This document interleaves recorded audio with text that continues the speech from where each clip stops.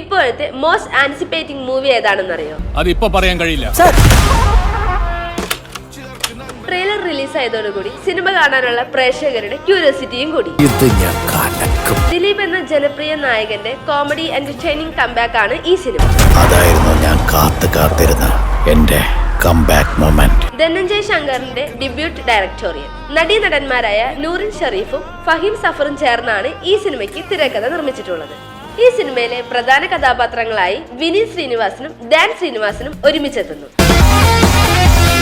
പിന്നെ എടുത്തു പറയേണ്ട ഒരു കാര്യം, ഒരു ക്യാമിയോ റോൾ മാത്രമായിട്ടല്ല, ഒരു സെലിബ്രേഷൻ കൂടിയായിട്ടാണ് ലാലേട്ടൻ എത്തുന്നത്.